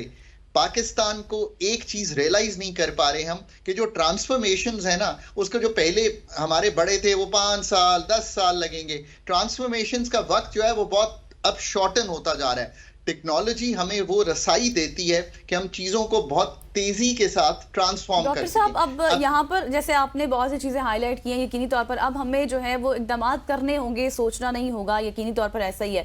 लेकिन अब थोड़ा सा ये भी बता दें, आपको पता है कि IMF का डेलीगेशन आया पाकिस्तान और उन्होंने विजिट भी किया, हालांकि ये अनशेड्यूल अनप्लान्ड विजिट था। एलामिया भी जारी हुआ, हुकूमत ने भी कहा कि भाई ये ट्रस्ट बिल्डिंग का एक फैक्टर था, उसलिए आए। लेकिन अब क्या मिनी बजट के भी स्पेकुलेशंस हैं, बातें हो रही हैं, वो अगर आ गया तो फिर तो महंगाई का एक और तूफान हमें देखना पड़ेगा। एक तो आपने मुझसे पहले भी बात की होगी या कोई भी मेरा इंटरव्यू सुना होगा, पाकिस्तान को IMF के बगैर चलाना प्रूडेंट पॉलिसी मेकिंग नहीं है इस वक्त। ये बिल्कुल इसमें इतनी क्लैरिटी रखें। जब चला रहे थे बगैर IMF के तो 3 अरब डॉलर के रिजर्व्स थे और डिफॉल्ट की गुफ्तगू थी। आज 11 अरब डॉलर के रिजर्व्स हैं।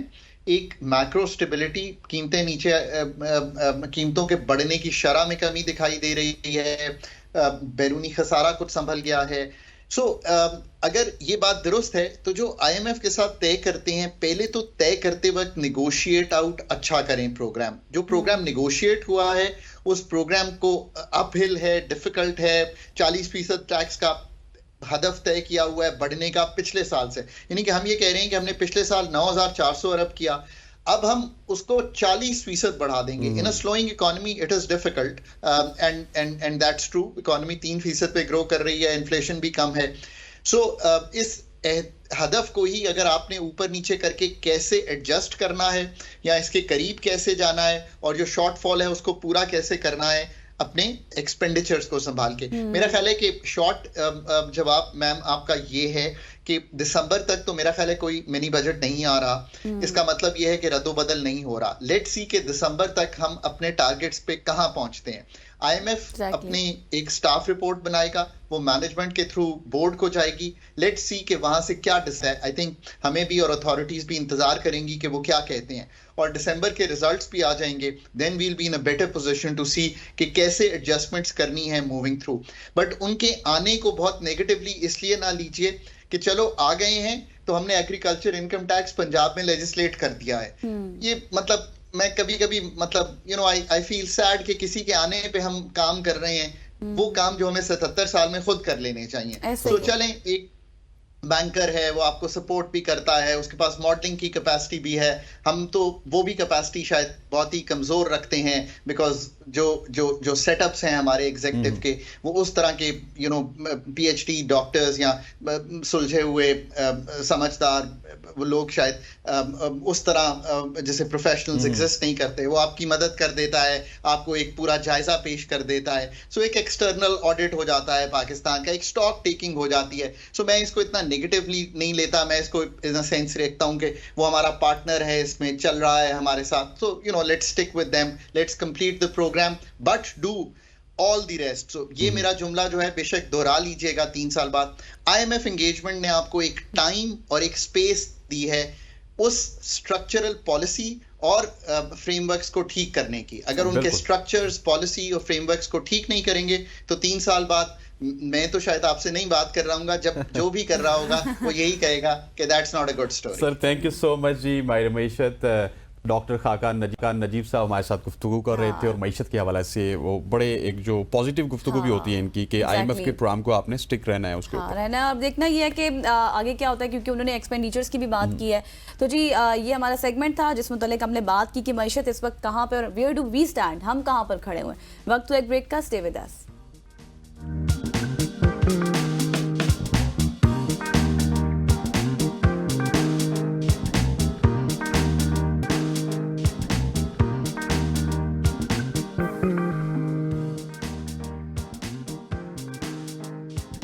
Welcome back after the break. और अब हम बात करेंगे बहुत ही इंपॉर्टेंट सेगमेंट के हवाले से। आप सब कुछ जानते हैं, हमारा भी फेवरेट है और आपका भी फेवरेट है, क्रिकेट के हवाले से। क्रिकेट में इस वक्त क्या हो रहा है जी, हम देख रहे हैं बहुत सी तब्दीलियां भी की जा रही है। आकिब जावेद भी आ चुके हैं, इसके साथ साथ जी दीगर तब्दीलियां भी हो रही हैं। हसनैन हम देख रहे हैं, और मुसलसल जिस तरह क्रिकेट में तब्दीलियां और जिस तरह से परफॉर्मेंस है पाकिस्तानी टीम की, वो भी तब्दीलियां ज्यादा होती हैं, परफॉर्मेंस उसी तरह की होती है और that is very unfortunate. Sir आपने बताया, that is a very good question. Javed भी आ चुके, शाहिद असलम भी आ चुके, लेकिन चैंपियंस ट्रॉफी के हवाले से बात की जाए, पाकिस्तान टीम की परफॉर्मेंस के हवाले से बात की जाए, मामला सारे जू के तू हैं। ना चैंपियंस ट्रॉफी के हवाले से कोई डेवलपमेंट हमें नजर आ रही है, ना पाकिस्तान की क्रिकेट टीम की परफॉर्मेंस के हवाले से। स्पेशली अगर T20 क्रिकेट की बात की जाए तो हम बिल्कुल परफॉर्म उस तरह से नहीं कर रहे। आपने अब T20 क्रिकेट का जिक्र किया, पाकिस्तान क्रिकेट में तब्दीलियों का जिक्र किया, मैं चाहता हूँ यहीं से स्टार्ट करेंगे, फिर हम चैंपियंस ट्रॉफी के हवाले से बात करेंगे अपने मेहमान से। हमारे साथ मौजूद है सीनियर स्पोर्ट्स जर्नलिस्ट जनाब बदियुज़्ज़मान साहब, all the way from. Thank you बदी भाई फॉर ज्वाइनिंग अस। सबसे पहले अगर तब्दीलियों की बात की जाए, आकिब जावेद आ चुके, शाहिद असलम जिनका बॉलिंग का एक्सपीरियंस था उनको बैटिंग कंसल्टेंट बना दिया गया। क्या समझते हैं आप, दौरे जिम्बाब्वे में लोगों को एडजस्ट किया जा रहा है क्योंकि रिजल्ट तो वहां पे कहीं ना कहीं पे फेवरेबल आना पाकिस्तान के लिए रोजे रोशन की तरह आया है कि जिम्बाब्वे से तो हम जीत सकते हैं। देखिए हसन भाई, जहां तक आप कोचेस को लेके आ रहे हैं, एक को लेके आते हैं दूसरे को फारिग कर देते हैं। आकिब जावेद को आप सिलेक्टर लेके आए और फिर उनको ये बातें उन्हें लगी कि हाई परफॉर्मेंस सेलेक्टर का जो है डायरेक्टर बनाया जा रहा है, उसके बाद उनको हेड कोचिंग में लेकर आ रहे हैं। तो आप किसी एक को एक पोस्ट पर रखें तो ज्यादा बेहतर काम होगा। वो सिलेक्शन की तरफ भी भाग रहा होगा, वो कोचिंग की तरफ भी भाग रहा होगा, वो हाई परफॉर्मेंस सेंटर की तरफ भाग रहा होगा। तो ये चीजें आपको जो है ना वो बेहतर मेरे ख्याल में पाकिस्तान टीम के लिए नहीं है। हर आदमी की, हर कोच की, हर खिलाड़ी की अपनी जिम्मेदारी होनी चाहिए जो उसको बेहतर तरीके से निभाए। एक आध जिम्मेदारी होगी तो वो खुलकर बैटिंग कंसल्टेंट है तो वो बैटिंग की तरफ जाएगा, जो बॉलिंग कोच है वो बॉलिंग को बेहतर करने की कोशिश करेगा, जो हेड कोच होगा वो पूरी टीम को साथ लेकर चलेगा। तो मेरे ख्याल में ये चीजें होनी चाहिए। हम एक बंदे को 3-3 ओहदे देकर, अब तो बातें ये भी हो रही है वो आप रियाज वापस आ रहे हैं, अब बातें ये हो रही है मोहम्मद यूसुफ को जो है 2-3 जिम्मेदारियों का कहा गया है कि एक आध जिम्मेदारी उसमें से उनको दी जाए, वापस जो है वो आ जाए। फिर अब्दुल रज़ाक के बारे में बातें हो रही है, वो उनको भी वापस लाया जा रहा है। चेयरमैन अपने जो प्रेस कॉन्फ्रेंस में उसमें कह चुके हैं। तो मेरे ख्याल में आप बार बार जो चेंजिंग कर रहे हैं इससे टीम की कारकर्दगी पर असर पड़ रहा है। और जहां तक आपने बात की T20 में, देखिए T20 में हमारे पास स्पेशलिस्ट है ही नहीं। और जो आप ऑस्ट्रेलिया को देखें कि उनके बल्लेबाज किस तरह से खेल रहे थे और हम कैसे खेल रहे थे। तो कहने का मकसद सारा यही है कि T20 क्रिकेट जो है अब ये नहीं कोई देखता कि यार आउट हो गया या क्या हो गया। असल में होता ये है कि आपने वहां पर पौने 200 रन बनाने, अब तो 200 रन भी चेज हो रहे हैं। 220 रन गुज़िश्ता रोज जो है वो चेज कर लिए वेस्ट इंडीज इंग्लैंड के खिलाफ। तो मेरे ख्याल में आपको जो T20 में हार्ड हिटर चाहिए, उसके अलावा ऑलराउंडर चाहिए कि जो है बड़ी लंबी हिटें मार सके। फखर जमान को आपने बाहर किया हुआ उसको वापस लाना चाहिए मेरे ख्याल में। साइम मौजूद जो T20 का जो स्पेशलिस्ट है उसको वापस लाएं। देखिए जो जिस चीज का स्पेशलिस्ट है उसको वहां पर खिलाएंगे तो आपको कामयाबी मिलेगी।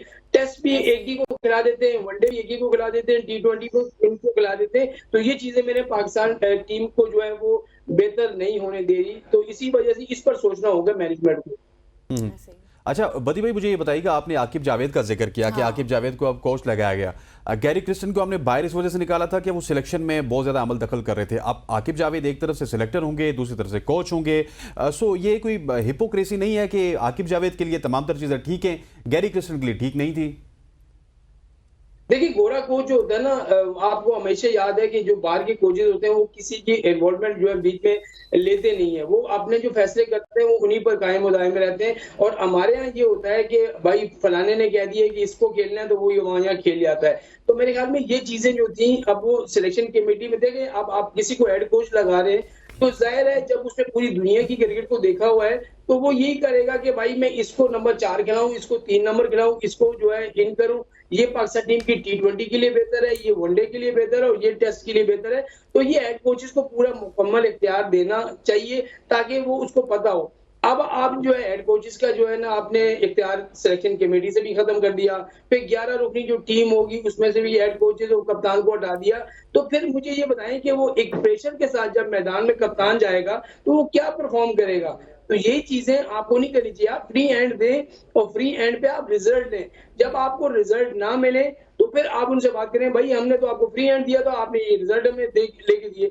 पाबंदियों के साथ क्रिकेट खिलाते रहेंगे, पाबंदियों के साथ कोचिंग कराते रहेंगे, अपनी बातें मनवाते रहेंगे तो आपको रिजल्ट ही मिलेंगे। अच्छा बदी भाई ने हसनैन एक बात अच्छी की है, जैसे कि एक फ्री हैंड देना चाहिए, फ्रीडम होनी चाहिए। और फिर जब बदी भाई आपने जो ये बात की कि हम वो उन खिलाड़ियों को नहीं खिलाते जिनका गेम है, साइम अयूब, हारिस के वाले से आपने बात की, और फिर उसके बाद इंटेंट की बात करते हैं कि वैसा इंटेंट नहीं मिल रहा। ये तमाम तर चीजें जो है वो अब देखने वाली है। अब थोड़ा सा जिम्बाब्वे के हवाले से बात कर लेते हैं। पाकिस्तान और जिम्बाब्वे की जो सीरीज है उस हवाले से आपकी क्या प्रेडिक्शन है, क्या जीत सकेगा पाकिस्तान? देखिए, जिम्बाब्वे की सीरीज आपके लिए हम तो समझ रहे हैं कि आप पूरे नए लड़के आप लेके चले गए, वो सही है, अच्छी बात है कि आप सबको चांस दे रहे हैं, मौका उनको मिल रहा है। उनको पता चलेगा कि भाई हमारे पास जो है बेंच स्ट्रेंथ हमारी मजबूत है और अगर एक नहीं हो तो उसकी जगह ये आ जाएगा। ये तो बहुत अच्छी बात है। लेकिन आप जिम्बाब्वे को किसी तौर पर कमजोर समझकर अपने खिलाड़ियों को नहीं ले आना चाहिए, क्योंकि हम हमेशा कमजोर टीम के खिलाफ हमारी परफॉर्मेंस हमेशा से जो है वो बहुत ज्यादा खराब हो जाती है। बांग्लादेश की मिसाल आपके सामने है। तो मेरे ख्याल में वहां पर एक जो नए खिलाड़ी है इनके लिए बेहतरीन मौका है कि वहां पर परफॉर्म करें, वहां पाकिस्तान को जिताएं और अपनी परफॉर्मेंस दें। हमारे यहाँ डर और खौफ खिलाड़ी को बहुत ज्यादा है जिसकी वजह से वो अपनी विकेटें गंवा देते हैं। यार कि मैं बॉलर हूं, मैं 2-3 आउट करता हूँ अगला मैच पक्का हो जाएगा। बैट्समैन बल्लेबाज है तो ये कोशिश करता है 50-60 रन कर लो, मेरा अगला मैच पक्का हो जाएगा। दीगर टीमों में ये चीज नहीं होती। वो आए, खेले, टीम को जितवाया या जो कुछ अपना खेल खेला, चले जाते। हमारे यहाँ ये बड़ी चीजें हैं कि भाई मुझे नो अपने 50 रन आदमी करने तो अपने 50 रन करने के लिए पाकिस्तान की टीम की जो शिकस्त है वो हो जाती है पाकिस्तान टीम को। तो ये चीजें मेरे ख्याल में नहीं होती हैं। आप जब मैदान में दाखिल हो तो आपने ये करना है कि भाई मैंने जो खेलना है और मेरी परफॉर्मेंस से पाकिस्तान ने जीतना है, तो फिर आप सही चलेंगे। अगर आपने अपनी विकेट बचा के रखनी है, वहां एक ओवर में अगर 12 रन चाहिए और आप 6-7 रन ले रहे हैं तो फिर उस बैटिंग का क्या फायदा? मेरे ख्याल में तो कोई फायदा नहीं है। और अगर आपने अब देखें, बाबर भी नहीं है, नसीम शाह भी नहीं है, शाहीन भी नहीं है, तो ये बड़ा अच्छा मौका है इन खिलाड़ियों के लिए बेहतर परफॉर्म करके उनकी जगह लेने का। अच्छा बदी भाई, ये एक मौका भी है, जिम्बाब्वे के लिए भी एक मौका है कि वो हमें शिकस्त दे, पाकिस्तान के लिए भी मौका है कि पाकिस्तान की यंग गन्स वहां पे जगह बनाएं। अब आप, क्योंकि आपके पास अंदर की बड़ी खबरें होती हैं, बाखबर सहाफ़ी हैं आप, चैंपियंस ट्रॉफी के ऊपर में और गजल आपसे बात करना चाहेंगे, क्योंकि हमने प्रोग्राम के स्टार्ट में कहा था कि चैंपियंस ट्रॉफी का ऊंट किस कवरेट बैठेगा, ये हम आज के प्रोग्राम में आपको बताएंगे। तो चैंपियंस ट्रॉफी के हवाले से क्या कुछ डेवलपमेंट्स हैं? देखिए, चैंपियंस ट्रॉफी में भारत तो अपना जो खेल है वो खेल रहा है और वो खेल के साथ जो है वो सियासत भी कर रहा है और दीगर अब इंटरनेशनल क्रिकेट काउंसिल ने उसने जो जवाब मांगा था उस जवाब में उसने जो मन गढ़ंत बातें लिख के भेजी हैं और वो आईसीसी ने अब तक पाकिस्तान को उस खत का जवाब नहीं दिया। पाकिस्तान बार बार कह रहा है कि भाई हमें उस चीज का जवाब तो दें कि इंडिया ने आपको क्या लिख के दिया। तहरीरी तौर पर कुछ नहीं दिया। आईसीसी इस सारे मामले में इतने दबाव का शिकार है कि आप सोच भी नहीं सकते कि बहुत ज्यादा दबाव का शिकार है कि भारतीय क्रिकेट बोर्ड का कितना दबाव जो है इंटरनेशनल क्रिकेट काउंसिल पर है। और अब तो मसला सारा ये है कि उसने दीगर बोर्ड के साथ मिलकर जो है एक प्लानिंग भी शुरू कर दी है कि भाई आप वहां ना जाएं, आइबर बॉर्डर में मान जाएं, हम आपको माला माल कर देंगे। देखिए, उनके पास पैसा बहुत है, वो किसी भी बोर्ड को जो है वो अपने पास साथ मिला सकते हैं। अब देखें, अगर कुछ भी नहीं होता, कोई भी हल नहीं होता, तो इसका हवाई दाल ये होगा कि अब वोटिंग होगी, और वोटिंग में अगर जितने भी बोर्ड हैं उनके डायरेक्टर हैं वहां बैठेंगे, उसमें वोटिंग होगी कि भाई कौन है जो हाइबर बॉर्डर पे जो है वो राजी है और कौन है जो पाकिस्तान की मेजबानी में चैंपियंस ट्रॉफी पाकिस्तान में होने पर राजी है। तो ये चीजें होंगी। तो मेरे ख्याल में चेयरमैन पीसीबी अब तक तो डटे में, और मेरे ख्याल में असलैन भाई हमारी जो कामयाबी है उसमें हम डटे रहे। देखिए, एक बार आपको नुकसान होगा, एक बार आपको परेशानी होगी, लेकिन आप तो फिर आगे जब भी कोई इस तरह की चीज होगी आप से जो है वादी के रिपोर्ट कतराएगा कि वाकई यार इन्होंने चैंपियंस ट्रॉफी में हमारे साथ ये किया था तो आगे वर्ल्ड कप में भी कर सकते हैं। आप एक बार छोड़ें तो सही, अभी उन्होंने T20 वर्ल्ड कप कराना है, उन्होंने जो है वो एशिया कप कराना है, सारी मेजबानी तो उनके पास है ना। तो या ये कर ले, या मेरे ख्याल में 2031 तक जितनी भी मेजबानी है पाकिस्तान से भी ले लें और इंडिया से भी ले लें, को बोले भाई आप लोग आकर खेलें खाली। तो ये चीजें इस पे लेकिन ज्यादा भाई वो हो इस वक्त जाएंगे। हम देख रहे हैं मुसलसल बुनियादों पर कि इंडियन मीडिया और इंडियन जर्नलिस्ट इवन दैट अपने व्लॉग में भी यही बात करते हैं कि किसी सूरत जो है वो इंडिया पाकिस्तान नहीं जाएगा, और बहुत ही डटाई से कॉन्फिडेंट से ये बात होकर कहते हैं।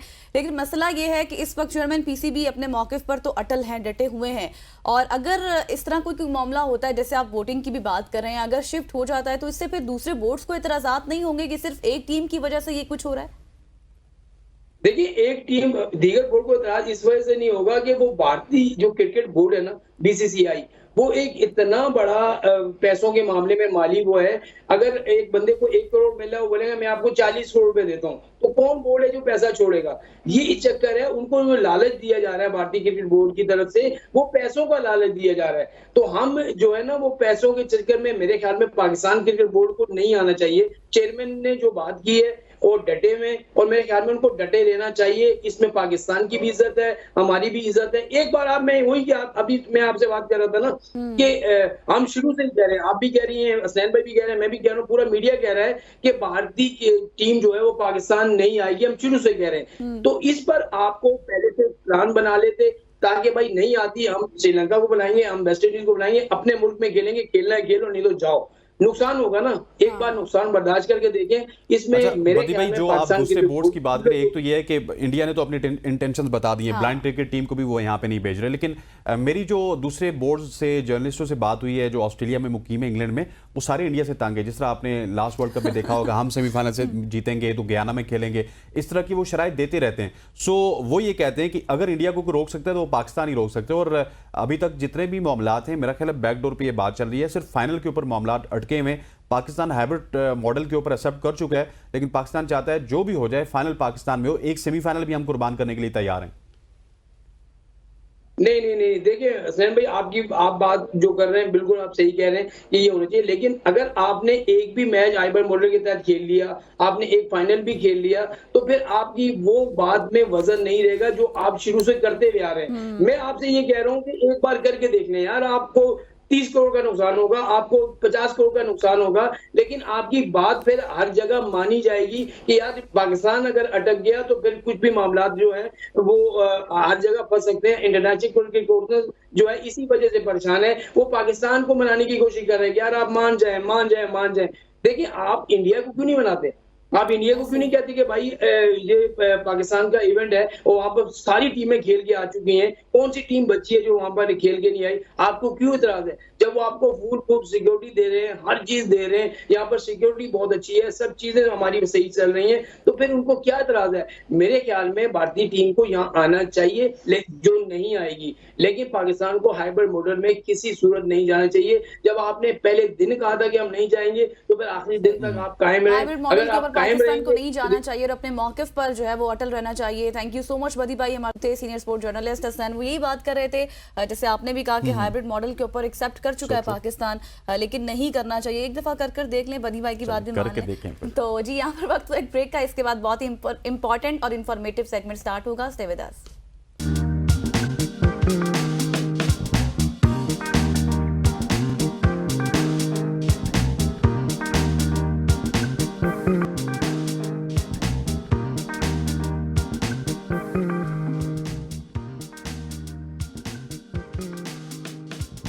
Welcome back after the break. और आज हम आपको एक ऐसी मुतासिर शख्सियत से मिलवाएंगे जो ना सिर्फ पाकिस्तान का नाम रोशन कर रही हैं बल्कि आलमी सतह पर माहौलियाती तब्दीली, पायदार तरक्की और कारोबारी दुनिया में भी अपनी खिदमात पेश कर रही हैं। जी हाँ, मैं बात कर रही हूँ अलीज़ा अयाज की, जो दुनिया की सबसे कम उम्र यूनाइटेड नेशन गुडविल एम्बेसडर हैं और एक बैनुल-अक़वामी माहौलियाती सरगर्म रुकन भी हैं, बिजनेस और पायदार तरक्की की मुशीर भी हैं। अलीज़ा अयाज ने UCL London university climate action society कायम की, जिसने बरतानिया भर में नौजवानों को माहौलियाती तब्दीली के हवाले से बेदारी पैदा की। और सिर्फ यही नहीं, इसके अलावा वो कई आलमी फोरम्स पर पाकिस्तान की नुमाइंदगी भी कर रही हैं इस वक्त। बिल्कुल, अलीज़े हमारे साथ मौजूद हैं। Good morning Alizeh, thank you so much for joining us on सुबह की सोच। सबसे पहले तो हमें बड़ा फ़ख्र हो रहा है कि आज आप हमारे साथ मौजूद हैं। पहला सवाल तो यही करूंगा कि यूनाइटेड नेशंस की गुडविल एम्बेसडर, ये सफ़र कैसा रहा, कैसे तय किया, किस तरह से इस मुकाम तक पहुंची हैं, कौन कौन सी मुश्किलात का आपको सामना करना पड़ा? Walaikum Salam. Thank you for having me on the program. I think अक़वाम मुत्तहदा की गुडविल एम्बेसडर बनना मेरे लिए आसान सफ़र नहीं था। सबसे बड़ा चैलेंज वो शुकूक व शुबाहत थे जिनके सामने नौजवान को अक्सर क़यादत के किरदार में करना पड़ता है। जब मैं यूनिवर्सिटी में थी, यूनिवर्सिटी कॉलेज लंदन, वहाँ पे मैंने क्लाइमेट एक्शन सोसाइटी, जिसे हम कैस कहते हैं, वो कायम की। तो बहुत लोगों ने ये सवाल उठाया कि एक तालिबे इल्म की क़यादत में चलने वाला मंसूबा वाकई आलमी सतह पर असर डाल सकता है कि नहीं। इसके साथ मुझे अपनी तालीम, अपनी पर्सनल ज़िम्मेदारियों और एक्टिविज़म के जज्बे को बैलेंस करना भी सीखा, जो कि एक मुश्किल काम था। मुझे ऐसे प्लेटफॉर्म्स तक रसाई के लिए भी बहुत जद्दोजहद करनी पड़ी ताकि नौजवानों की आवाज़ को संजीदगी से लिया जाए। मुझे मुस्तकिल मेहनत करनी पड़ी कि जिसके ज़रिए हम नौजवान की जो पैशन है उसी तब्दीली की तरफ लेके आएँ। मुख्तलिफ प्रोग्राम्स को इनाक़त की, बैनुल-अक़वामी जो तंजीमों के साथ मैंने शराकत दारी की और पॉलिसी एडवोकेसी पे मैंने बहुत कुछ सीखा खुद ही। तो ये सब मैंने शुकूक को जवाब देने के लिए किया। ये चैलेंजेस मुझे मजबूती और इस्तेकामत में सिखाने वाले साबित हुए और आज मैं फ़ख्र से नौजवानों की नुमाइंदगी करती हूँ। अच्छा अलीज़ा, आपने बड़ा बताया कि अपना बड़ी प्यारी उर्दू नहीं बोल रही है, इस्तेहकाम बोल रही है और मतलब स्टार्ट में इनसे बात करते हुए ऐसा लग रहा था कि शायद वो नहीं, लेकिन बहुत अच्छी उर्दू है आपकी। जैसे आपने बात किया कि बहुत चैलेंजिंग सफ़र था, आपने इंटरनेशनल ऑर्गेनाइजेशन के साथ जो है वो शराकत दारी कायम की और बताया कि भाई ये चीज़ हो सकती है और की जा सकती है। ये बताएं कि आपने जो लंदन में क्लाइमेट एक्शन सोसाइटी कायम की है, इसका क्या मकसद था और आजकल की जो जनरेशन है हमारी, नौजवान तबका, उसको कैसे इस तरफ माइल किया जा सकता है? जी, क्लाइमेट एक्शन सोसाइटी कैस इस बुनियाद से, इस मकसद से कायम किया था कि जो नौजवान हैं उन्हें एक प्लेटफॉर्म मिले जहाँ पे उन्हें एहसास हो कि वो तब्दीली का हिस्सा बन सकते हैं। तब्दीली एक बहुत बड़ा लफ्ज़ है और उसमें शामिल होना एक मुश्किल काम है। हमारा जो बुनियादी मकसद था वो नौजवानों को उनके अंदर एक मौजूद जो बेपनाह सलाहियत है उसको इस्तेमाल करने के लिए उन्हें मदद देनी थी।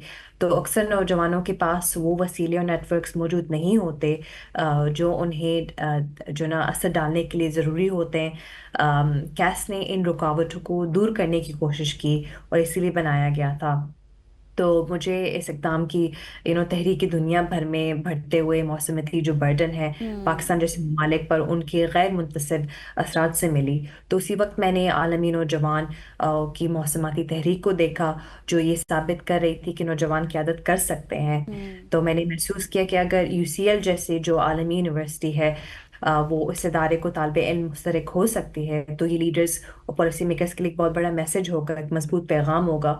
तो मैंने वर्कशॉप्स की इनाक़त की, इस्तेमाल की और मैंने तहकीक के मंसूब चलाने के ज़रिए कैस ने ये तालबा किया कि हम सिर्फ खुद मुख्तार बनाए बल्कि समाती ज़िम्मेदारी की सकाफ़त को भी फ़रोग़ दिया हमने।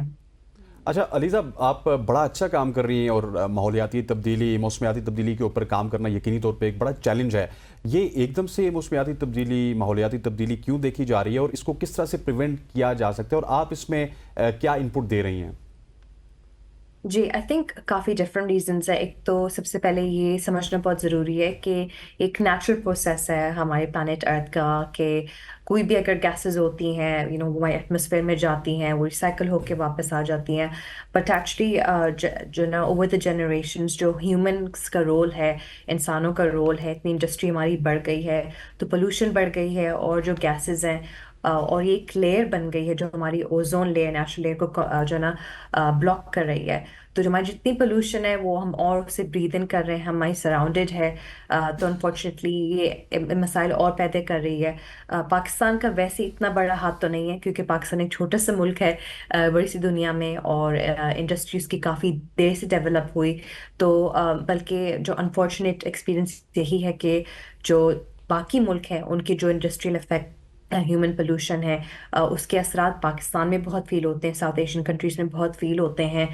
तो जैसे कि आप स्मॉग देख लें, उसमें इसका हाथ है। जो फ्लड्स होते हैं, ड्राउट्स होते हैं, जो हमारा वेदर पैटर्न चेंज हो रहा है, तो ये सब climate change due to human effects हो रहा है।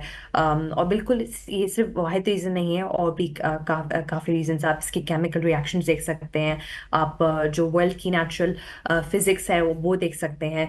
तो एक बहुत बड़ा साइंटिफिक प्रोसेस है जो कि मुझे खुद पढ़ना पड़ा, और मैं आज तक समझ रही हूँ।